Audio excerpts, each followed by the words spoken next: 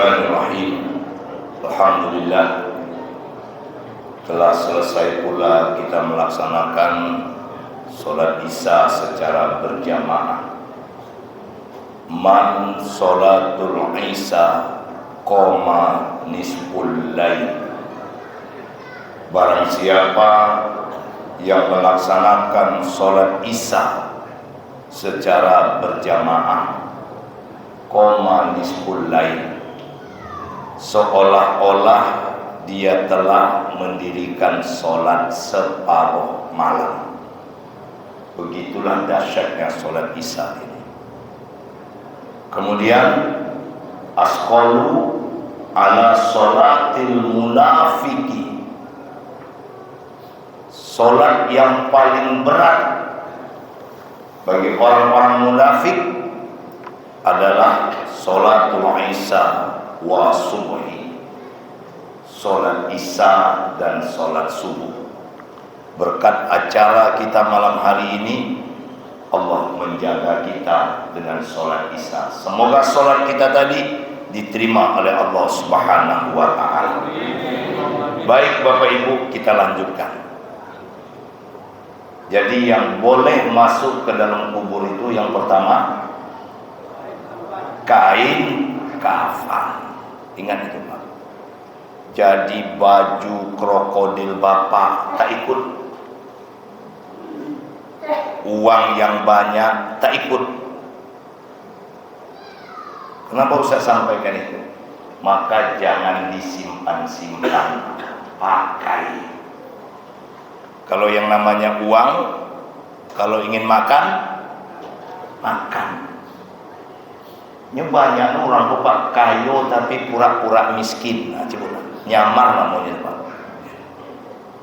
Bapak Ibu, yang kedua, yang boleh masuk ke dalam kubur itu adalah iman. Itulah sebabnya kepada kita laki-laki setiap Jumat wajib mendengarkan wasiat takwa. Ya ayyuhalladzina amanu, hai orang-orang yang merasa dirinya beriman, haqqa tuqatih, bertakwalah kepada Allah dengan sebenar-benar bertakwa. Wala tamutunna illa wa antum. Jangan kalian mati dulu sebelum kalian benar-benar berislam. Jadi iman itulah nanti yang menjadi password kita untuk masuk ke surganya Allah. Dan yang ketiga, yang boleh masuk ke dalam kubur itu apa kira-kira Pak?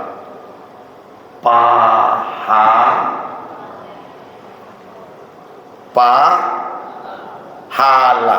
Jangan hilangkan lahnya. Pahala. Apa itu pahala? Hadiah dari Allah atas setiap amal soleh yang kita lakukan. Itu namanya pahala. Dan pahala itu ada dua jalannya. Ada melalui jalan hablum minan nas yang disebut muamalah. Inilah perjalanan Isra. Dan ada yang disebut dengan hablum minallah, yang disebut dengan ibadah. Inilah itunya Isra Mi'raj itu. Paham saja lah ya. Rusak salah satunya, tak ada pahala. Bu, ibu rajin sholat, rajin puasa, tapi mulut tajam. Ngomong 1 menit, menit kedua nyakiti orang. Kira-kira dapat pahala nggak?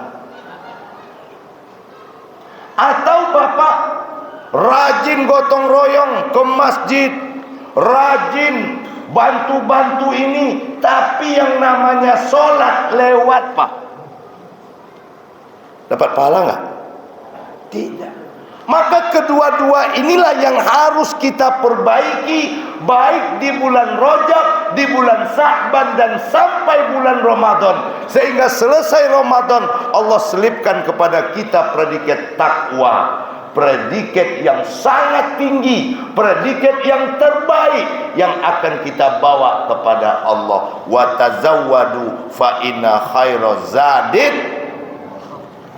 Itulah sebabnya di awal mukaddimah saya bacakan hadis Rasulullah sallallahu alaihi wasallam yang diriwayatkan oleh Imam Tirmizi itu. Awwalu yuhasabu yaumal qiyamati shalah. Perkara pertama yang akan Allah perhitungkan adalah solat. Jadi Allah nak tengok yang lain dapat ditengoknya solat dulu. Kenapa solat? Karena solat ini amal badan, satu-satunya ibadah yang Nabi diundang untuk mengambilnya, dan mengambilnya itu di sebuah tempat yang amat luar biasa yang disebut Sidratil. Nabi dijemput Jibril, Pak. Betul? Oi, iya nak? Nah, kau biar copek wa makan, kau mak ngeroti. Ya. Jadi saya akan sampaikan Bapak Ibu supaya Bapak Ibu mengerti. Dijemput malaikat Jibril, mulai dari Masjidil Haram sampai ke Masjidil Aqsa, diperkenalkan dengan para nabi, lalu naik langit pertama, ketemu bapak kita Adam alaihissalam, naik langit kedua ketemu Yahya dan Isa, naik langit ketiga bertemu dengan Nabi Yusuf, naik langit keempat bertemu dengan Nabi Idris, naik langit keenam bertemu dengan Nabi Musa, naik langit ketujuh bertemu dengan Nabi Ibrahim alaihissalam. Kata Jibril, Muhammad sampai di sini, silakan kau masuk. Kau undangan khusus tuh, ufukil a'la, tempat yang sangat tinggi. Jibril tak ikut, Pak. Salah satu pelajaran kenapa Jibril tak ikut, bahwasanya yang akan dijemput oleh Muhammad sallallahu alaihi wasallam itu adalah ibadah yang tidak ada perwakilannya sedikit pun juga. Ibadah amal badan kita. Apa besok puasa nak dapat puasa doh, Pak? Sakit kali, sudah mah akut, bisa enggak diganti sama beras? Wa 'alal ladzina yutiqunahu fidyatun ta'amu miskin. Jelas, kau yang enggak sanggup puasa boleh ganti dengan bayar fidyah. Ibu sampai mati tak berhaji, tahu-tahu anak lapang rezekinya. Ibu udah mati nih puluhan tahun, datang anak naik haji, lalu dia badalkan haji ibu. Sah tidak? Tapi sholat tidak bisa. Anak tak bisa menggantikan sholat bapak, bapak tak bisa menggantikan sholat istri, istri tak bisa menggantikan sholat suami. Ini amal badan yang tak boleh sedikit pun kita abaikan. Bahkan saya, Pak, dalam tarik akbar selalu saya katakan, mohon maaf ini, bapak sedang main song, kartu mantap puluh, Pak, dijamin song tangan. Apa song tangan bisa joker duo? Nah, coba yang apa? Nah, kok maaf kok, Pak? Apa? Nah, ceki kok. Tahu-tahu pas kartu mau datang, Allahu Akbar, Allahu Akbar, letakkan kartu itu, Pak. Kok kartu ini kok rancak kok dan sembahyang. Begitu pentingnya sholat itu. Kalau bapak seperti itu, bapak sholat, ini kawan main yang 3 orang ini, dia kan main song itu kan berampek atau beli, mau bisanya kan? Iya, Pak. Ya, Bapak tanya berampek atau beli, mau ya nak? Nah, begitu bapak memenuhi panggilan azan ini kata yang 3 apa, Pak? Kira-kira, mak, alim kau mah, ya tak? Alim kau nih, kemana kau? Sembayang, yakin kau akan diterima? Pasti itu kata orang itu, Pak. Padahal kita pergi itu bukan alim, tapi kita sedang dipanggil. Panggilan itu namanya azan yang menyuarakan muazzin. Apa itu azan? Azan itu telinga. Maka kalau ada orang mendengarkan suara azan, tak datang dia memenuhinya, berarti dia tidak punya alias pakak. Itu nyoha. Jadi ada laki ibu di rumah azan, orang duduknya di rumah ibu lah berkawin di orang pakak, tahu tak? Nah salah pilih ibu tu. Itu aja Pak. Nah, diterima atau tidak nanti dulu. Kenapa? Aku melakukan ini karena aku berhutang kepada Allah. Apa hutangnya? Ruh tadi Pak. Karena ketika Allah meniupkan ruh itu bukan sembarangan. Bo, ada enggak di Tangkerang ini ibu-ibu hamil melahirkan lalu tiba-tiba anaknya mati? Ada enggak? Ada kan? Nah, kenapa anak kecil itu mati? Tanyalah sama bidan. Maaf Pak, anaknya tak tertolong karena kebanyakan minum air ketuban. Betul? Maaf Pak, anaknya tak ketolong karena lama kali tadi jalannya sehingga lehernya dililit. Nah, kan ngerti ibu tuh. Pasti mengatakan terlilit dari pusat atau minum air ketuban. Padahal tidak itu. Kenapa mereka mati? Mereka tak berani sholat Pak. Bapak Ibu kenapa tak mati? Bahkan sudah ada yang wajah-wajahnya wajah sakaratul maut. Loh, jangan marah Pak. Wajah sakaratul maut itu berapa Ustaz? 50 kateh. Kan rata-rata 50 kateh loh. Kalau 50 ke bawah tuh belum, tapi kalau 50 ke atas wapaklah sakaratul maut tuh. Jangan banyak etong yole, jangan banyak keinginan, tapi sibuklah mengumpulkan paha. Nah. Makanya apa-apa kini kok payah bahagia tuh Pak. Umur lah 60. Apa yang diutaknya Pak? Rumah anak alun selesai. Kan karambi itu. Padahal ini dulu kawin ada ndak rumah. Apa dulu kawin ada ndak rumah? Kini? Kita nikah dulu nggak ada rumah kok disediakan bapak kita. Tahu-tahu menikah kita bertahun-tahun bisa bikin rumah. Sekarang orang sekarang dapat inyolo yang berpikir nak buat rumah anaknya. Bongak dah tu. Bin bongak le Pak. Tak usah itu dipikirkan Pak. Jadi kalau umur dari 50 ke atas yang dipikirkan paha. Gimana bisa ke masjid, gimana bisa sholat duha, gimana bisa sodako, gimana bisa menghatam Quran. Itu yang dipikirkan. 50 ke atas wajah-wajah sakaratul lah. Pak joleh-joleh kok Pak. Ikut serius kok Ji. Jangan takut ya Ji, tidak usah lah.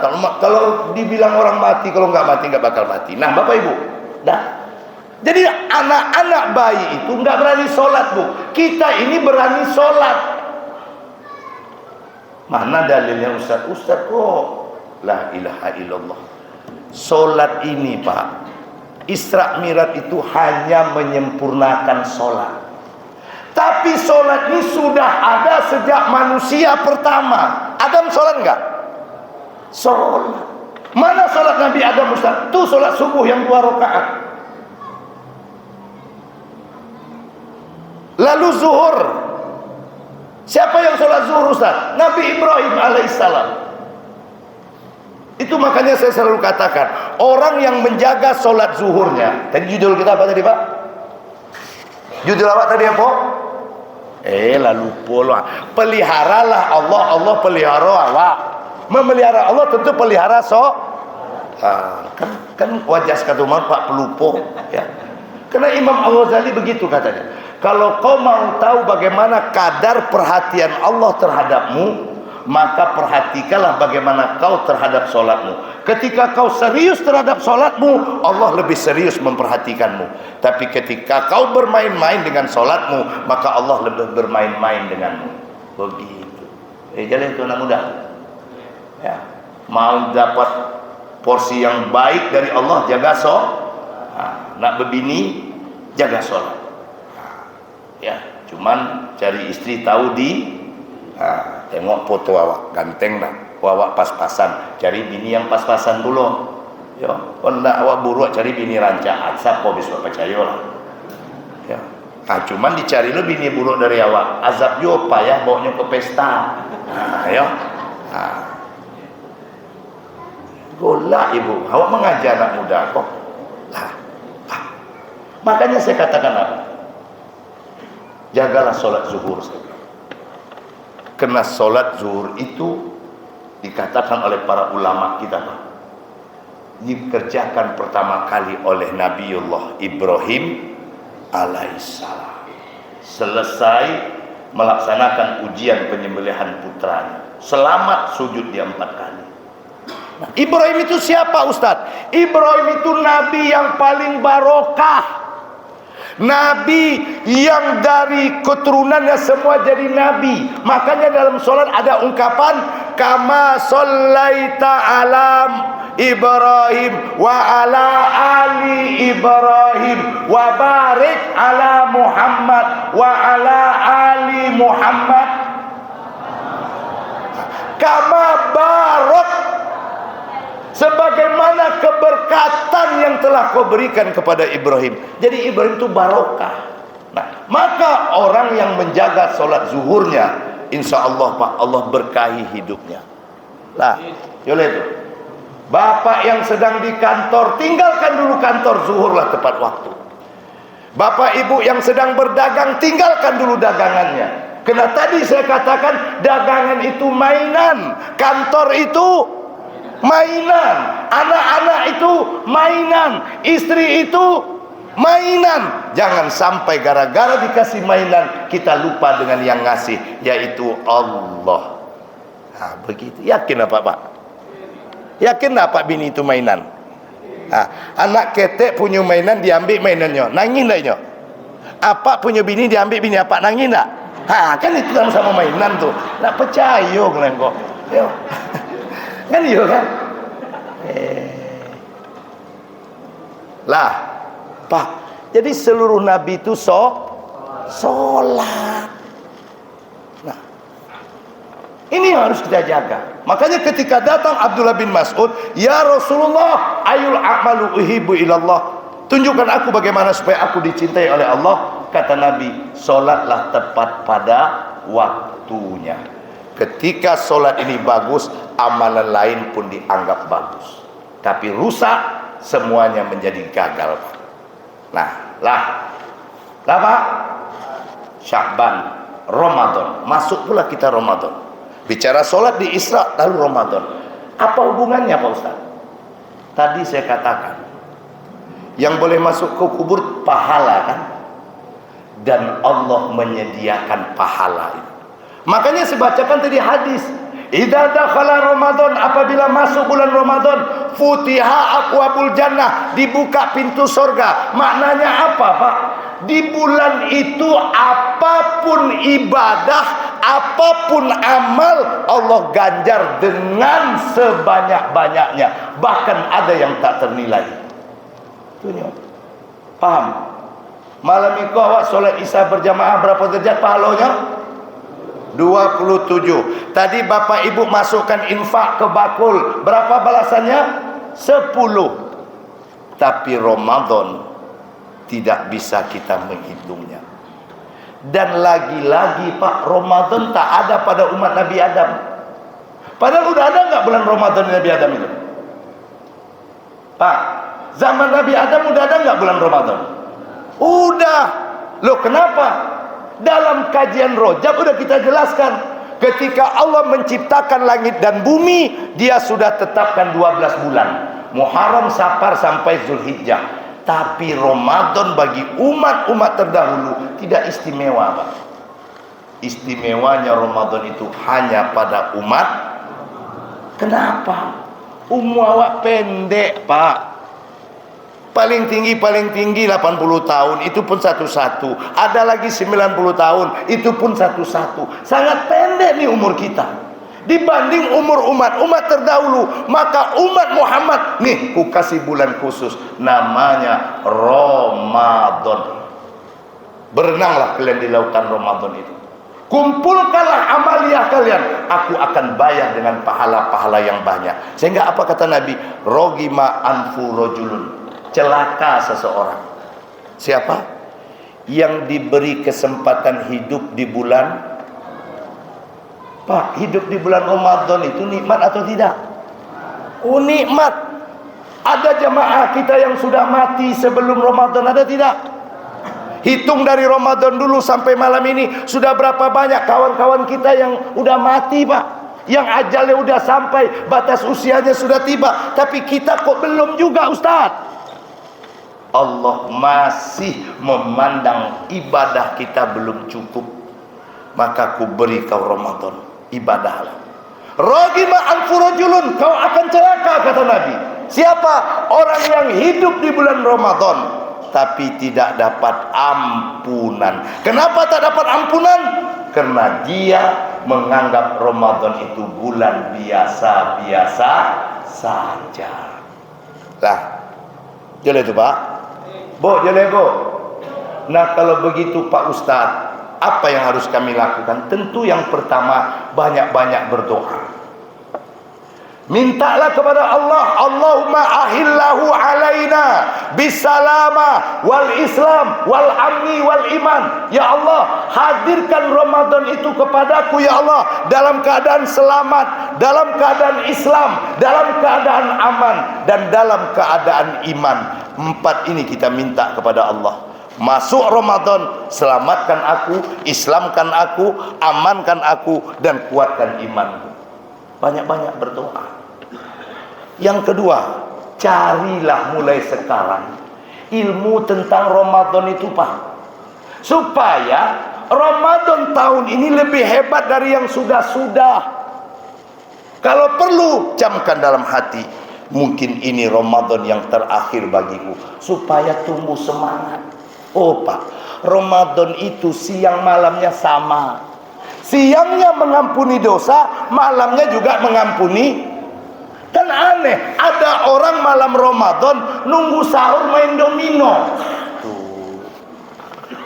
Ada enggak? Nunggu sahur main.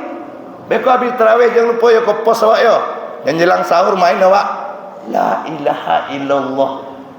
Iku kan memang MPT nama itu, Pak. Mada pakak tangka. Ya. Nggak ngerti-ngerti. Ramadan kok main domino. Ramadan kok main game. Ramadan kok sibuk nengok TikTok. Allah. Malamnya mengampuni dosa, siangnya juga mengampuni. Kan so itu. Siangnya apa, Pak? Man soma, barang siapa yang berpuasa. Malamnya man koma, barang siapa yang menghidupkan. Jadi Ramadan pakai tidur puasa? Enggak pakai, Pak. Kalaupun kau tidur sekedar untuk memberikan rehat kepada tubuhmu, bukan menjadi tujuanmu. Itu Ramadan, sekali sebulan, ya. Sekali setahun, perginya lama, Pak, datangnya sebentar. Ya. Saya kadang-kadang kawan-kawan bilang, Pak, deh enak Ustadz Irnalis, sebentar lagi panen. Panen apa? Bulan Ramadan, Pak. Saya senyum, Pak. Salah saja. Saya sibuknya di luar Ramadan. Ini bulan-bulan sibuk saya nih, Pak. Itu saya cerita dengan teman saya. Belum tidur saya dari tadi pagi, Pak. Ya, dari tadi malam. Ya, dari luar kota. Gimana mau tidur? Pagi tadi udah nyambung lagi. Siang udah nyambung lagi. Nah, sampai malam ini belum pakai tidur. Nah, begitulah sibuknya. Tapi Ramadan tidak. Saya Ramadan hanya ceramah tarawih, ceramah kuliah subuh. Jadi tidak pergi Ustaz terbang-terbang ke jauh-jauh. Enggak. Kenapa enggak pergi? Takut ibadahnya rusak.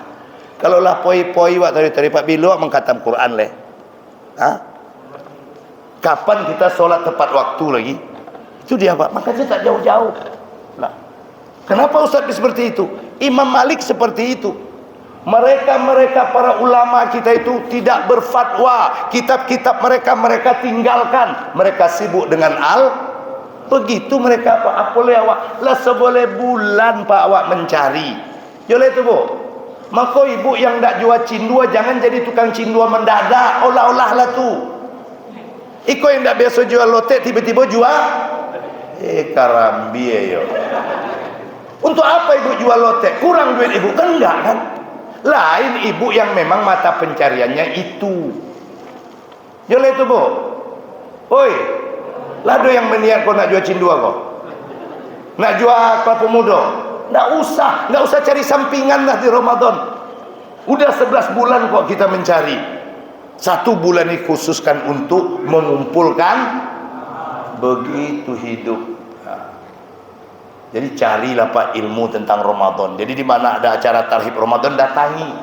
Kenapa kok nggak cukup ilmu tentang Ramadan itu dong? Teslah. Boleh sahur jam 1? Boleh makan sahur jam 1? Jam 1 tuh makan malam. Boleh sahur jam 2? Berani jawab tadi boleh. Jam 2 tuh makan malam. Nah, apalagi kalau ada bapak makan pulang tarawih lalu tidur sambil berpesan, "Mama, jangan bangunkan papa sahur ya. Papa udah makan sahur." Makan sahur apa? Pak, sahur itu ayatnya jelas. Wal mustaghfirina bil ashar. Beristighfarlah di waktu sahur. Disinilah kenapa Nabi menekankan tasahuru fa inna suhur barokah. Makan sahur, di sahur itu ada barokah. Kapan itu Pak? Jam 4 ke atas menjelang azan. Itu dia. Bu, menahan itu sirinai atau azan? Jadi kalau apa tak jago sirinai makan je lah Pak. Ya. Makan aja. Sampai kapan Ustaz? Sampai azan. Cuman kita kan tak tahu tiba-tiba azan kan, makan yang ringan-ringan Pak. Ya. Yang godok lu dimasuk pas godok, Allahu Akbar, masuk Pak. Apa caranya kok? Ditolan lah mulai menahan. Dibuang mubazir kawan setan. Terpasolah dari subuh sampai malam. Ngapa kau tambah kau dia kan begitu. Lah. Apa? Ketiga, siapkan pernak-pernik Ramadan itu. Ya Bu, apa pernak-pernik Ramadan Ustaz? Contoh, kalau ibu punya mukena sudah bertai lalat, buang beli mukena baru. Awak nak pergi ke mensoji. Bapak beli Pak teluk belango baru. Jangan bapak terawih mentang-mentang jadi tim sukses pakai baju partai Pak, jangan. Kau terawih pakai baju partai Pak. Ya Allahu Akbar, gemoy kata orang dari belakang. Batal lu sembahyang orang deh awak. Ya. Kalau peci awak lebih celoda Pak, lebih berjamur-jamur boli baru Pak. Berapalah 75.000 cuman. Yang 150. Ya berapalah Pak. Ya, ini yang saya maksud pernak-pernik. Al-Quran kalau rasanya belum cukup di rumah, beli. Ini pernak-pernik Ramadan itu. Jadi ada semangat beribadah, ada semangat untuk menyambut Ramadan itu. Jelas Bu?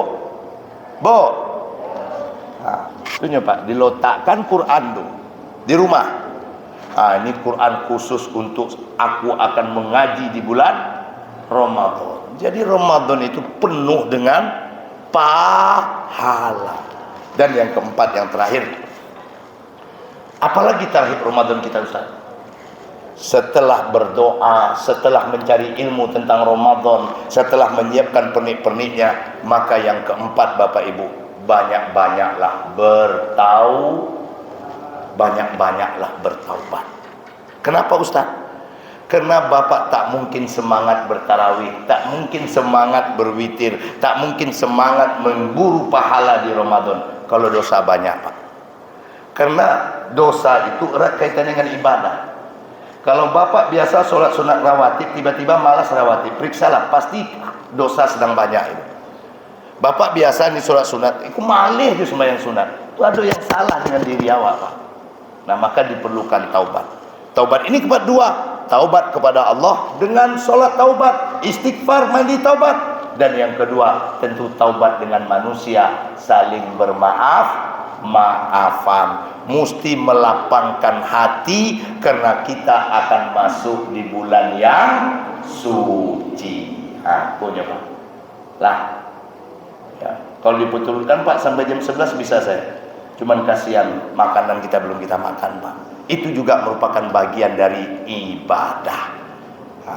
Kesimpulan kita apa? Ternyata tujuan hidup kita ini ngapain Pak? Mengumpulkan pahala. Pahala itu punya pokok, namanya sholat. apapun yang terjadi, jangan pernah kau biarkan sholatmu. Sakit pun engkau sholat, baru boleh engkau meninggalkannya saat engkau tak bisa apa-apa lagi, kau perlu disolatkan orang. Dan yang kedua, bukan sekedar mengumpulkan pahala, Allah sediakan pula tempat terbaik. Inilah bulan suci Ramadan. Ya Ramadan, ya Ramadan, jina ilaika bil ghufran. Kan kalau itu orang siswa yang tahu apa-apa kini tidak tahunya tuh. Ya, apa kini tahunya oke guys, tak tahunya. Ya. Itu luar biasanya ini Pak. Selamat datang wahai bulan Ramadan yang kedatanganmu meleburkan dosa-dosaku. Semoga Allah sehatkan Bapak Ibu semua. Allah lapangkan rezekinya. Dan Ramadan tahun ini semoga menjadi Ramadan yang terbaik bagi kita semuanya. Subhanallahumma rabbana wa bihamdika asyhadu an la ilaha illa anta wa astaghfiruka wa atubu ilaik. Lebih kurang mohon maaf. Assalamualaikum warahmatullahi wabarakatuh.